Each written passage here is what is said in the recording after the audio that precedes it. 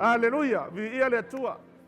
Ua matangofia na wal nei aso, nei taia o tātou whairoa i le manuia, whafo i mai le soifua lau lei sunga i le apostolo po le taitai au ao le Hosanna, ma le whaletua e mai se le paia i sunga i whawhiangai ngā langolango, ma whaletua ia ma le paia o le matou whainga malanga.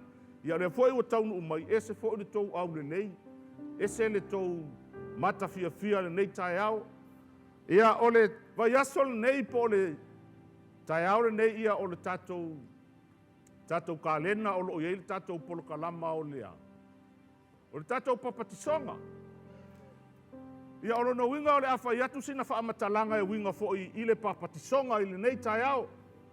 Po le ale winga o le papatisonga, o le alo na mafuanga, o aina au maia lea mea e tau o le papatisonga, po se mea se au loku, po se mea wha religion, po se mea e fina ngalo iai le atua, ia po se mea e whai lava e oe ia pe whai e au nei mea o le wha mantunga. Ia su e whalalau tusi i le Roma e ono.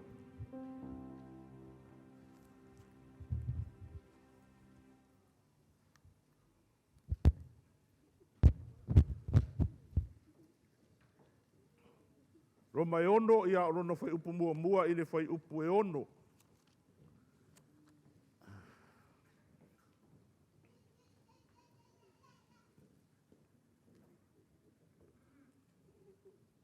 Haftai fo i tatou worship team mo vi inga o le atua nei tai au ia le li. Ia o le mata upu e ono le Roma, tatou whai tau le whai upu mua mua, wha angata mai le whai upu e ono. Ia whai ua maua, ia tātou whai tau, wha atasi iai, whai tau.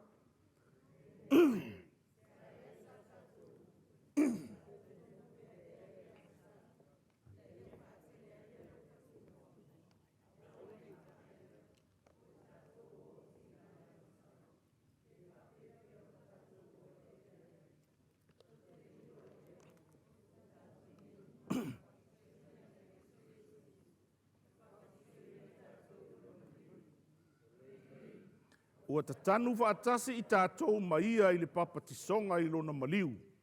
Na ia tātou sa vavali i le ola toe fuataina. Peo na toe whaatuina mai o keriso na i e ua oti i le mana o le tamā. A wā a whai ua whaatasia i tātou i le whaatusa i lona maliu. E whaapea foi i tātou i lona toe tū mai.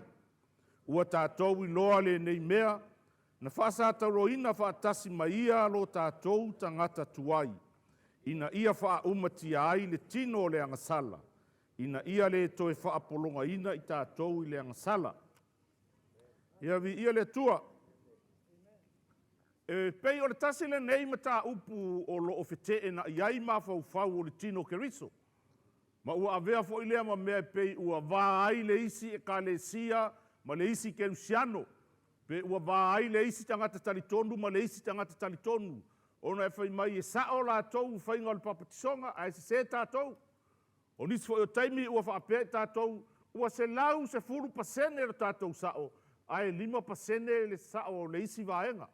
E pe ua tātou whaalongolongo me tātou wa ai o le tasi leo ma tā upu. Ia o loo whaapea nā ona tau mate ai tangata talitonu ia po tangata kerusiano foi.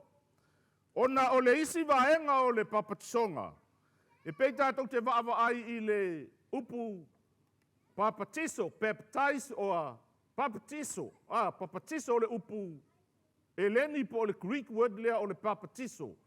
O loo whaasa moa sa o mai ai le tātou upu papatiso. I le upu Greek lea o le papatiso o lona winga o le to immerse, to dip in, to cleanse by dipping inside the water. I se isi ona vaenga by fully believe in immersing. Ia matua i wha o lo no winga o le wha Samoa o le wha tofuina. Wha tofuina i lalo. O le isi vaenga e taritonu i le mea le tau o le sprinkle. Po le wha tulutulu. Po le wha susu. Ia o tātou le taritonu. Le mea le taritonu le tātou. Taritonu tātou le wha tofu. To immerse.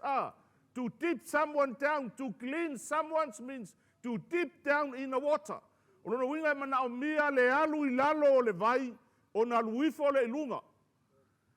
O te le whaonga whaaleanga ina le mea sa o sa waia awia leanga sa pei o le mea lea sa iaia awu sa whaaturuturua.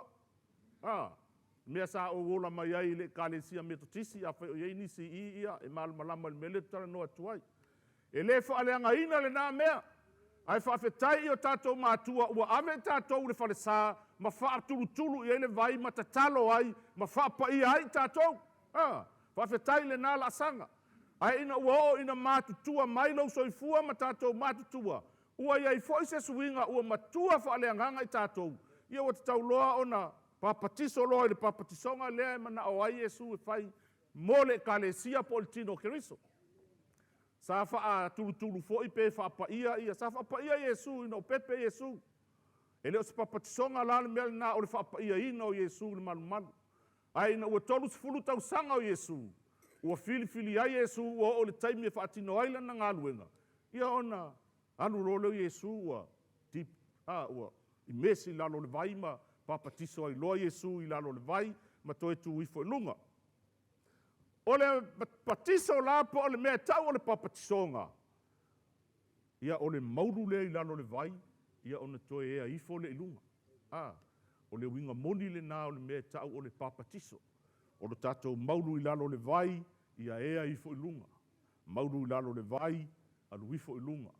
Mauru i lalo le vai, alu ifo ilunga. E whai uma e kalesia ia mea na, e ia isi e kalesia la tau te whaia. Ai se selo la tau talitonunga, a tu lolo ungutu ma le afi, le upo o te se. Ai ese fo ilo la tau talitonunga. Ai o le tātou talitonunga e mauru i lalo le vai, alu ifo ilunga, ona tātou te whataitai lo tātou o li whaola o Jesu. O mea uma e whaia Jesu e te tau na mulimuli ai so. E te tau na mulimuli ai tangata talitonu. E te tau na whataitai e tangata o lo mulimuli a Jesu. Tātou malama le tala ina ua papatiso Jesu. Sau ia Jesu, ai whamai Ioane, Jesu, leia le tauna e papatiso, e tauna e papatiso a. Ona e wawa aile le ata le ina le vai o Yorutana. Ai se ana lua Ioane a matala na ngaluenga le vai o Yorutana. E mana o mia se vai e alu ilalo sau ilunga. Alu ilalo sau ilunga. E le mana o mia se tangata e alu i o i le toafa e nofo ai. Le anga le aise vai o i toafa. Rono winga alu toafa e taula na alu masana whangu vai. E sprinko ai ma whaatulutulu ai tangata papatiso. Ai o le ngā luenga Ioane na amatai i Yorutana. Ono o Yorutana o lo o iaile vai o le mafuanga lea na taunu waila na ngā luenga i ona o le no fuanga e tele le vai. Ai se a lai o ai tangata e papatiso i e o e whaatau nuu le vala aunga lea o le alu i lalo le vai alu ifo ilunga. Alu i lalo le vai ia alu ifo ilunga. Whamai la ia le tala o masangia i tātou whamai Jesu. Ia Ioane papatiso ia e whamai ia Ioane le ai. E te tauna e papatiso ia tea. Ai whamai le tala a Jesu. E te tau o na whaatau nuuina ia. Mea tonu uma. A whai lai le i papatisoa oe le vai. Rono winga lai le i whaatau nuuina mea tonu uma. Whamai Jesu e te tau o na whaatau nuuina mea tonu uma lava. E le whaolaina oe le whaolaina au le papatisonga. Ia manino le leilau whaafonga ma le tātou whaalongo. E le whaolaina le anganga o se tangata i le papatisonga. E whaolaina i le alofa tu noa o Jesu Keriso. It's only the grace of God apart from deeds. Ua na o le alofa tu noa o Jesu e au noa mga luenga. E whaolaina ai le tangata. Ai o le papatisonga o le tangata talitonu. O le sitepu mua lea o lana la asanga. I le savali atu lea i le malo le atua po le tino Keriso. Au e te mita whaapea ua e papatiso ai te le Italia Jesu. O i se si ua papatiso ai le Italia Jesu. E mua o na tātou Italia le whaolatanga. Italia Jesu e vea maali i ma whaola i lau soifua malo uola. O na tātou wo ai lea e mauru i lalo e ilunga. Mauru i lalo e ilunga. O le papatisonga la. E leo se ngā luenga e sao ai lau sunga. Sao ai fo ia au i le ola e whaavavau. Ai o le sitepu mua lea o le tātou tāpenanga. O le tātou vava ai atu i le sāwalinga o lo whainei. Ina ua uma o na papatiso Jesu, na alu i lalo Jesu le vai e ina ua ea mai lunga. O le ale mea tupu. Ua, le ale mea mua. ua ava noa lea le langi.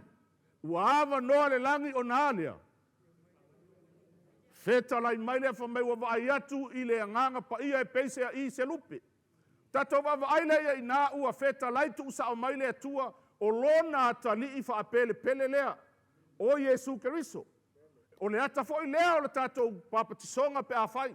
O le taimi tātou te oa i lalo ua tanu o tātou mea se, a tātou wangasala, o tātou vaivainga, a tātou wa mio māta ngāma le tonu sila whanga le tua. Ai ua ea mai tātou ilunga, ua fresi tātou, ua mānawa le mana wangafou, ua whaafou wina i tātou umalava.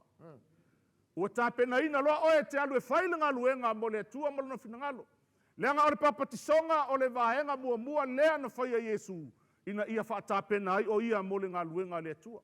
Whamai le male lenga mai le langi le tua. O loo watali i pele lea ua o fia lava i ateia. Na uma lava o le papatisonga. Whamai ua ave Yesu e le nganga i le vao ina ia tofotofoina. Ai o le fisili mua lava sa tani na whaia Yesu. Whamai o oe ea o le alo le tua. O whea nei loa ai sa tani. Nei loa mai le papatisonga. O whea iloa ai oe le papuliki matangata. E iloa mai oe i le papatisonga. O lau tautinonga lea, ma lau tautinonga lea, e whai atu i lumo tangata, ma le lalo langi atoa, ua whaatofuina au i lalo i le maliu o Yesu Keriso. O le tangata angasala, o le tangata vaivai, o le tangata leanga, o le tangata mui, o le tangata whaitalatala leanga, o le tangata loto maualunga, o le tangata ita, o le tangata e le fia isi tangata, o le tangata e le alofa isi tangata, o le tangata tusilima, ma isi ama au tangata ese. Ua tofu i lalo i le whaatusa lea o le maliu o Yesu. Ua ea ifo i lunga. Ua sui le mindset. Ua mamā le mawhauwhau. Ua mamā le loto. Ua mamā le whaalongo. Ua mamā le tautala. Ua mamā mea ia mata. Ua mamā me whai e lima e le koe fasi lima i tangata. Ai ua mamā luna ola au auna i le atua. O le papatisonga la e ka le sia. E leo se mea te manatu whaatau waa i ai. E leo se mea te serious le mata upu e tau o le papatism. It's a very serious mata upu. E leo se mea te ata o lo fia papakiso alu ka ele. Fia papakiso alu ka. E leo se ka elenga. E le o whaale nganga la o e le tūlanga le na o le nai te whaale tino. O te waaia tuloa ua papatiso la wo e alfo e ka ele ai. E ke waaia kuloa ua papatiso i artou a inga e ka mo e fo e maurua kwa ile ai. E le whaape nā le whainga o le papatisonga. O le papatisonga, o le ata lea whaali mai fafo. E mafua mai le tangata lilo le tutonu. Ua sala moi ana ngasala. Ua liliu ese o na ala leanga. Ai liliu watu ia Yesu. Ona mafua i lole, ona tofu i lalo le vai. Ai leo se mea e ka mo e a kofu i o. Alu a punga i fo ile. E le leile punga ai maulalo, ke u punga aku ka ele urupe a maulalo le punga. E leo se mea, tau te manatu whaatau waa i ai, le mea leo le papatisonga. Le ai o se mata upu e sili ona ta ua i lau sāwalinga, ma lau sāwalinga. Leanga o le filifilinga, whai lea le tangata lilo le tutonu. Lea ua fua mai, whaafeo na fua. Na fua mai a ua salamo, ua liliu ese, mauru roa i lalo. Mauru roa i lalo, e le ngofongofo i lalo, e luifo i lunga. Leanga toe soi fua mai Yesu. O le atale na o le papatisonga le tatou whaitau wai anu nei, i le tatou tusi whaitau. Tā ua la le papatisonga i ate oe. E whaafia o na papatiso o tangata. Ia o le nā mea ia. I to tonu al tuspa ia ta ilo ia i se o whaitau o tuau tele i tau isi tangata e papatiso whaalua. Ai ina tātou whainga whaale atua. E iai taimi e vai ai na tātou sāwaringa. A whai ai te mana o mia oe se isi to e papatiso ia why not? Ai se e pei au le to e whaafowunga o le lua mawhtanga male atua. Sa whaatulutulu a ui sa le lolonga le whale sāme to tisi. Ia ona wha mauru leo au i lalo le sami i fo ngā poa e le i ataua le tamau Williamu o whaife au lotu a sempi. Ia ona o walu le Isara e rufa a mauru ia au lalo le vai o Yorutana. Rongo winga la ua lua o papatiso wha atofu, a e tasi la o papatiso wha atulutulu. E se lalo to anga e de mea o papatisonga. tauna mau sa pointi luma o le atua. Ua tolu au papatisonga. E le whaapea lai leanga ai au te fia i ai nei mea. Ona ua papatisonga mua talo sia le whaifi au lo uolanga. Lea ua sila mai ei o tutu watu tau luma. E le ngata o talo sanga whaifi au. Ai whaafetai i au tua ama o tātou mātua. I le o ia i la tau o lea langona. Ave le tama, ave le teine i le whale sā. Se i tatalo i ai, po o i lawa i tatalo i ai. O le fua le nao wha manuianga. Lea lawa e manuia, ua tātou manuia. Ia awa lai te toe e te ula ai i whaatulutulu ia sa whai aso ia. Ai, ia tā ua ia te oele mafua anga na whai eile mea. Ua o kau maua ea sina mea e fisoasoani mai ia i tātou. Awa e te whaapea ua le anga lau lotu ua le whaia le mea lea. Awa e te whaapea ua le anga fo i le lotu na o wola mai ei ua le whaia le. Le ai, e tutusa uma i tātou. O le lei o tātou e ka le sia manai o tātou mātua ua ave lau sunga, ave fo i lau sunga i le wharesā e whae i ai lima matatalo i ai. Ai ua o mai fo i le tau ia ua sui i ai le sistema le atua. Ia ua tau loo na tātou wo e papatiso. I le whaatofu le i lalo ma whaalulu. A whaila o ieise isi e le i papatiso, i le papatiso ngā leo te tala no atuai. Ia malie lo fina ngalo. O le soo moni o Yesu e te tau ona papatiso ina. E leo se soo le Hosanna. E leo se soo le apostolo. E leo se soo fo i o la usunga. E leo se soo o pereseuma. Ai o le soo moni o Keriso. He must be baptized in water. The real follower of Jesus Christ must be baptized in water. O le soo moni o Yesu Keriso. E te tau ona papatiso ina i le vai. Ia, tatou maila le tusi lea sa tatou whaitau i ai. O i o loo wha lama mai ai le ata o le papatisonga. O loo wha ata mai ai le winga o le papatisonga. I le whai upu e... Whai upu na ena e whaitau ina. Ei wa ngalo a. Le ai la whaapasi la le mua a. Ma le lua. I le whai upu e tolu. Whai mai Paulo. Tau te leilo a ea o tātou nei uma na papatiso ina i a Keriso Yesu. Na papatiso ina i tātou i lona maliu. Na whaafewhea o na papatiso ina i tātou. I le maliu o Yesu. Ina ua maliu Yesu o le ata lea ua papatiso umai i tātou. O lona winga la o aua mio se se, ma ua mio se se, o aua mio matanga, ma ua mio feololo, nga ave umai le maliu o Yesu. Lei e matanga fo ia ua mio e le feololo. O tātou wanga ma tātou wa mionga e le fia sila i ai e ova alo tātou utua. Na tatanu umai i lo na alo wha pele o Yesu Keriso. Ona o le alofo o le atua i ate oe alofa i ate au. Ua sila mai la i le maliu o lo na alo. Ua tanu mia ai i tātou. A sila mai la i e ova le papatisonga alo na alo. Ua le sila mai i le leanga o aupo le leanga oe. Ua sila mai i lo na alo wha pele o Keriso Yesu. Ua mafu ai ona tali mai pe a e vala a watu. Ua mafu ai ona feta laitu usao mai i ate oe. Ona ele oe, a oai. A Keriso Yesu lea tanu wai tātou lona maliu. Ua maliu Keriso Yesu, ua tanu mia ai tātou o le ata lea o le papatisonga i lo tātou walu i lalo le vai. Whai maila whai upu e wha. O le nei, ua tatanu whaatasi i tātou maia i le papatisonga i lona maliu. Ina ia tātou sa vavali i le ola toe fuata ina. Pei o na toe whaatu ina mai o Keriso na ie ua oti i le mana o le tamaa. O le nei ua tatanu whaatasi i tātou, ua kangu oe. Ua tanu oe. Te whai tangatana iau tawhatafa po ua tanu lona. O lo tala noa i le tangata tuai po le nātura tuai. Le anga ele mawhai ona e tanua oea e toi alala mai. O lo... Ua tanu oe le ile wenga. Ua tanu oe. Ia. Na alu fo ile mātou malanga o sa un se manua ma te leo. Ua alu nei le ma ua whai ngā malanga ngā i Brisbane le to Messi i Brisbane. A lea ngā i tonu le mātou whai ngā malanga i oi Gold Coast. Ia ua o ngei, aia kungai le aingi whalai te o lea taimi sole. Ia, ai e vili e tuloa me se oa whine walaki a o le musu le nganga pa ia ke ua vela le fiva o kamalo. Ia vai sole. Fa mai si ua fine te o kous. Fa sole. O fa le kongu la fa lo kusi le. Wale mau ar fa lo kusi le message le na sente mai le mato au malanga. E o ma kous. Ia ua alu nei fa inga malanga ia ua fiu ia le waina e vina mai ia to. Fa tope fa ua. Slow.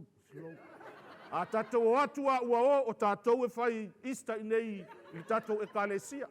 Ia e whawhetai mau te atu lae na tatalo mai le sunga taitai ale Hosanna malana au malanga. Whataritari mai lau sunga. Wa te loa lau sunga leanga wanganga. Hallelujah. Praise the Lord. Ia, o le mea la nau whai atu. Sa le wato tolo i foa le mea ua lui foa. Ua le ngatai i lo uloto ma lo fatu. Ua o mai i lo umafau. E matau tia le manaia o le lofa o le atua ia i tātou. Ona o le alofa o le nei i alofa a pele o le atua o Iesu i ate au. Ua lave ina mai ai. Ia lo nei ola vai. Ia, o mea la ia leo te tala no atuai. Ia, o mea la ia o tau ona tanu. Ai te tau fo ila ona sifi fo runga ia mataala o i message ia e senta. Aleluia. Praise the Lord. Ia, leo wa ngalo mea leo o i tātou. O mea, ua tatanu whaatasi i tātou i le mari o Jesu. Praise the Lord. Tele o whaamanuianga lea sa maua i o ile mato whai ngā malanga lea na malanga tuai. Whaamanuia lea tuai. Au malanga sunga ia pale matonga, sunga ia viliamu mapepe. Whaamanuianga o le nei ta avale o le mato whaamoemoenga si o mato tamali sunga ta itai o sana malwhalitua. E ave le matou ta avale pei matou o tangata mātutua fo i e rest home.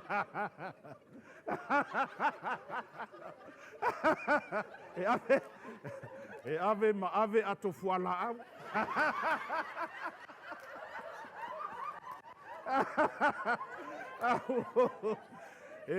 E le ngata o fuala au mai foma. Ia fuala au voi o apu o pea. O mea.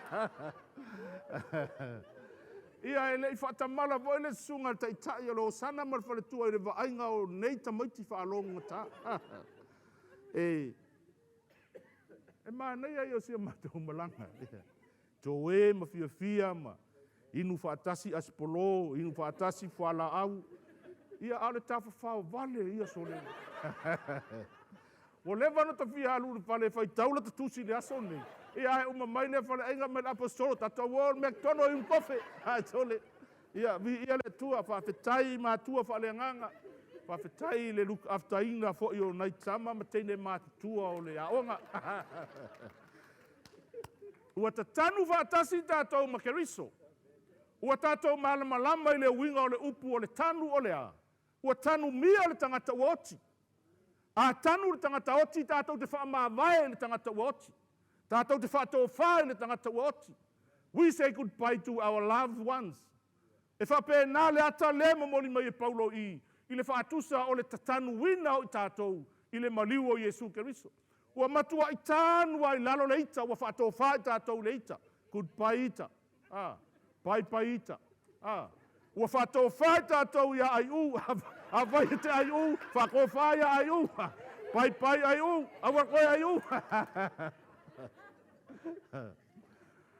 E maanga ia fōisia mea ai u, a whakōwhae ai u. O a lava mea sa tutupu ilo tātou tangata tuai.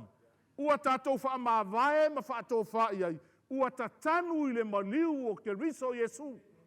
A whaila ua tatanu whaatasi, e le ai lava se tangata e tanu e rua tūrua whenua ai rumai oi ua toe tū mai. E ala ona toe tū mai le tama ai u, o ngau e koe alu vange e kunga mau, ai koe koso mai le vai ai u, runga whaaku mai ai u. Ai a whai ua oti ai u, let ai u kou. Let him go. Ia alu maluaku ai lava awar koe fo mai i tatou ainga. Whatofa ma whamawai atu iai. O a tatou a mionga sa iai tatou le tangata tuai. Ua oti uma i pe a tanu whaatasi le maliu o Iesu Keriso. O so se taimi e tanu ai se maliu e whaanoa noa ma we tangata. O le isi lae kua lae mau o kua i pusa. Se i tulou. A tātou la a whai o kangu aua ke mau i pusa. A whai kangu ngā i lalo i pusa e aua le mau i pusa. Vi ia le tua ua ta tanu whaatasi a tātou a mio matanga, tātou whaale tonu, o tātou tangata tuai, o a mea sa whaalawe lawe no tātou mawhau o tātou loto, ua ta tanu whaatasi i e le to e manatua i tātou.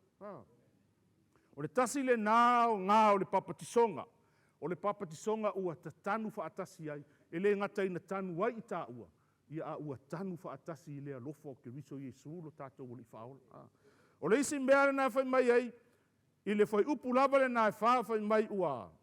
Ina ia tātou sa vavali i le ola to e fuataina.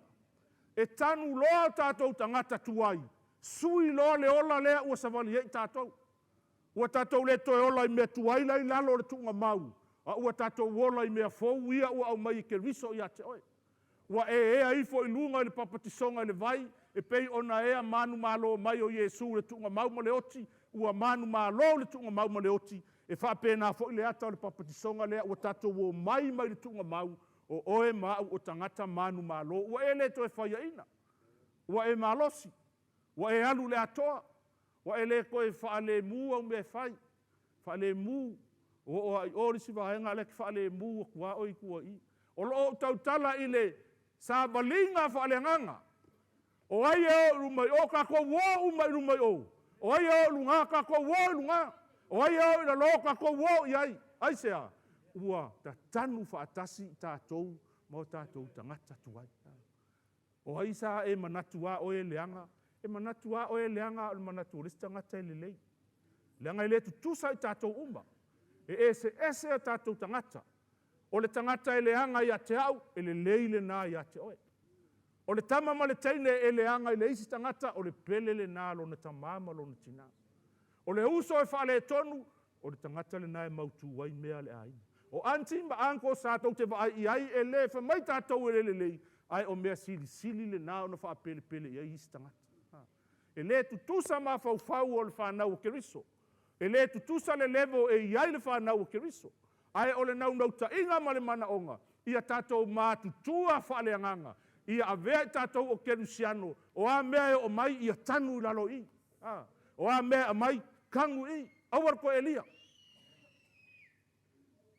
Elia ia tangata e tanu nei ai alu tae au. Lea le mea whilo ima. O le ea leanga o le tangata lea ua a se itulou. Awa tātou te tanu tātou wō. Au lea le mea kupu. E koe mangongi leanga kua i tātou. Ai whai mai le tala le apostolo o Paulo. Ina ia tātou sa vavali i le ola to e fuataina. O lona winga ua sui mea uma. Sui o tātou mawhauwhau. Sui o tātou loto. Sui le tātou savali. Ua sala mō i tātou. Tātou wō i le ala leanga. Ai ina ua o mai le sala mō. Ua apau ten loa to li liu ese e savali i a Iesu Keriso.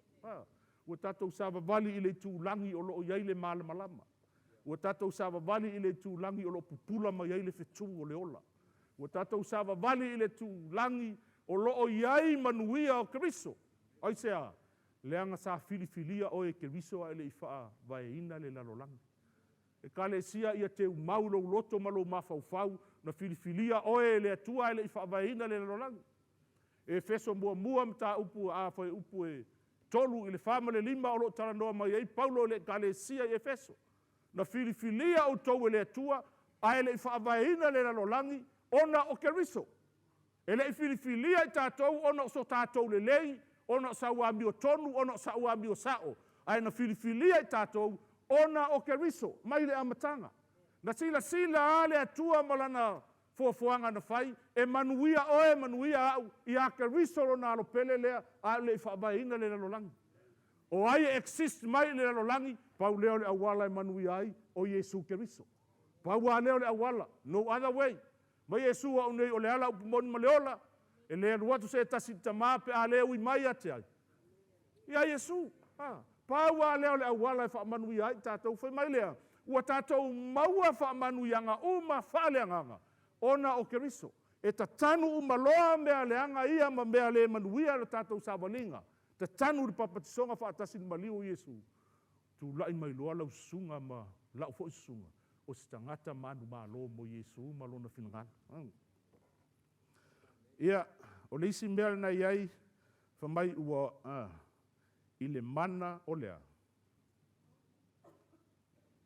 Pele whaitau atou tu sipa ia lela a whaitau atu. Pei o na toe whaatuina mai o Keriso na ie ua oti i le mana o le tamā. O le mea le nae mana o mia i tātou, e mana o mia tātou le mana o le nganga pa ia e whaangai o iai, a tātou polo kalama whai e le ngata i tu tonu e kālesia, ia tonu fo i usiau a inga, siau whanau tātou au a inga. Tātou te mana o mia le mana o le atua. E le mawhai e tātou o na whai o se mea. E vai i tātou. E iei taimi matua i leo o alo tātou sila fia i mea lea tutupu mai. A e fe soa ni mai la le mana o le atua. E whaatau tai lau fo launga ma whaatau tai le tātou sāwalinga. E mana o mia i tātou le mana o le atua. E umaloa na papatiso i tātou lo tātou o ilalo. Ua tanu o tātou tangata tuai le maliu Iesu. Tātou o mai ro ilunga o tātou o tangata fou. Se fai tau mai le lua le kalatia fai upu e lua sifuru wha mole. Pea o ise i rantu spaia. Kalatia e lua fai upu e lua sifuru.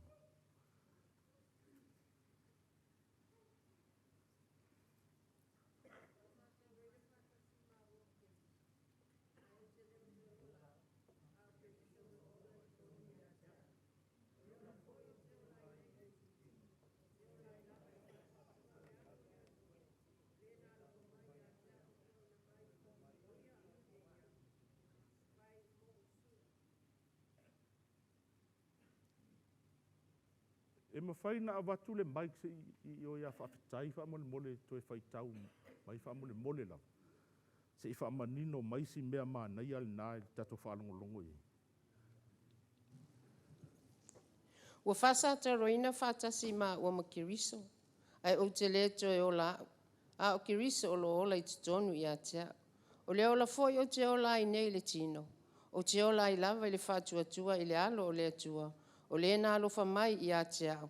Ma fua ina mai o ia e ia e whai mausui. Ia le tua.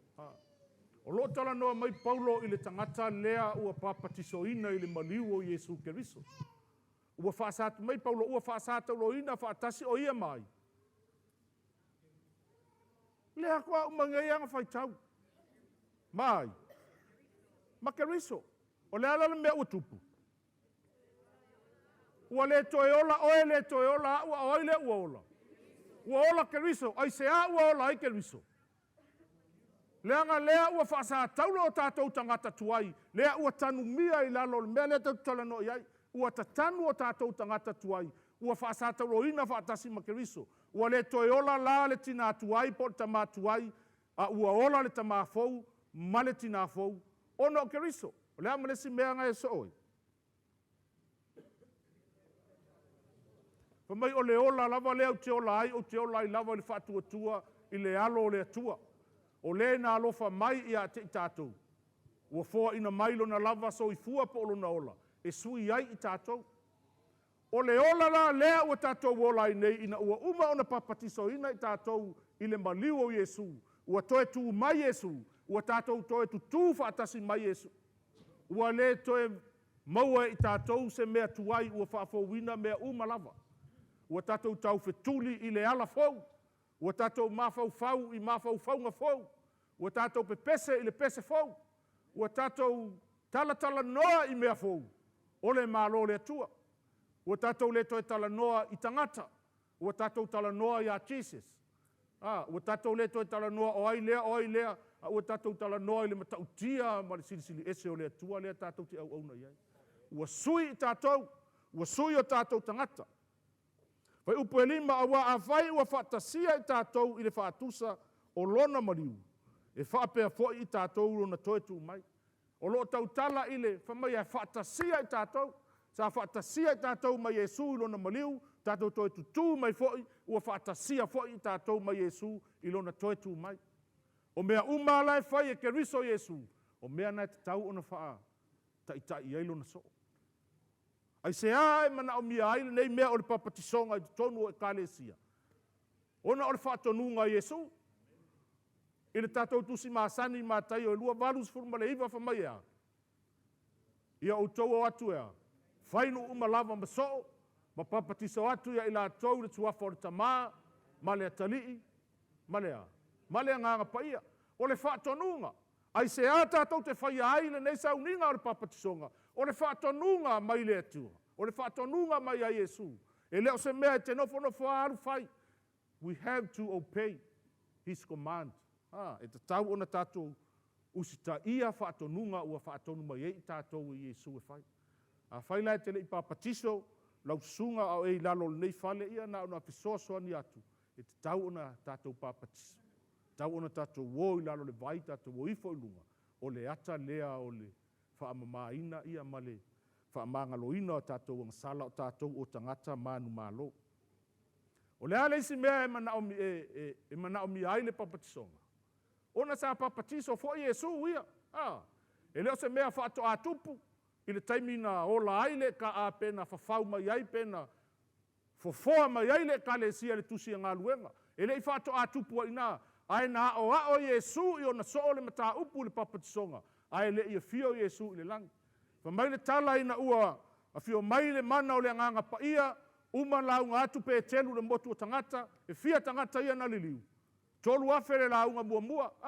Fa mai ua liliu tangata. Fa mai loa po le ale me tauna fai. Fa mai pe telu. Ina sala mo ia o tou ia o tou nga sala. Ma papatiso ina o tou. Ono inga mua talia le upu le atua. Ona papatiso ai lea. Ai le mua le papatiso. Ai muli atu i tua le talia ina o le wha o le tanga. A fai o iai so tari tonunga e mua papatiso oe. Ai muli le wha o le tanga. Ia o lea o wha malosi atu i lausunga. E le ai se mea wha pēnā i tonu o le tusipa ia. E mua ona talia le wha o le tanga. Ona tato wo mai e lea i le stepu o le papatisonga. E mana o mia le papatisonga. Awa ana le mana o mia e whai atu pētelu. Sala moia o tau nga sala maolo a tā lai sua fo Yesu. Ai wha mai a pētelu. Sala moia o tau nga sala ma ia papatiso ina o tau. E tā ua tele le papatisonga. Ile mta upu e valu o lo tā noa mai e fo il papatisonga o le unuka lea na sau mai oi. E alu e te o loa alo na matai fa fine.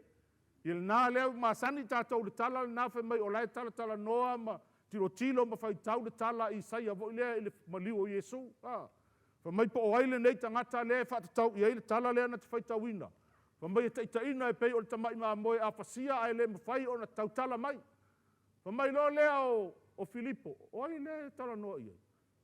O le eunuka. Po aile tala mai Filipo. Ia o le nae tala noa mai i le li ento e tu mai o Yesu Keriso. Lea na fasi o tia e o tou tangata au farasai o mana au tusi upu.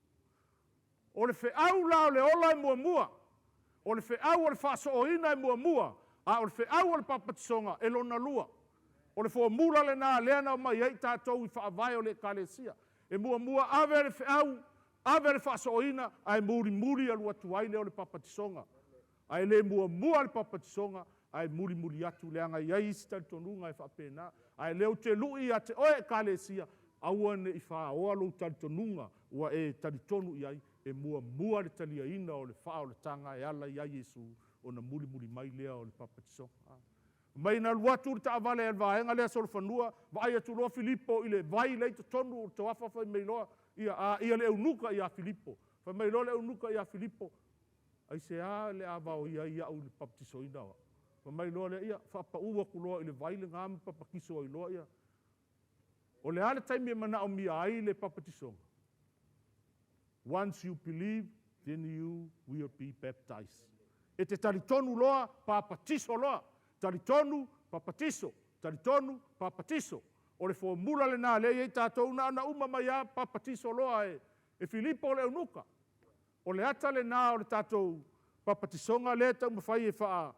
To e wha manatu atu lau sunga wa nau e malama le mata upo le papatisonga. Papatiso ina fo i kone lio malona au a inga na mua fo i taritonu.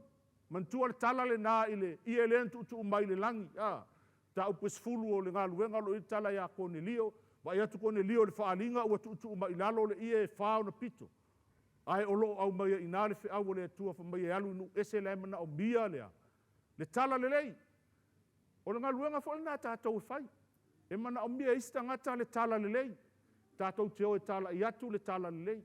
Ina ua uma ona faamatalatala atu ia i petelu ia le uiga o le faaaliga. E le o mea ai sa e le o manu ai o loo faatatau i le tala lelei e tufa atu inu ese. Ia ona fa mai lo leo Kornelio. Ia e mana o mia la le papatisoina o i matou ma loo aiga. E muamua talitonu lona lua le papatiso. Talitonu i le upu o le atua papatiso loa i tatou. Ia ua kālakaimi o le tatou papatisonga ape. Ia o le a whaangata mai ai i le tatou mata upu le papatisonga. A whai tele i papatiso sa uni nei loa i papatiso. Ia whaamanuia le atua i lausunga ona o Yesu. Amen. Ia, tunatu apostolo.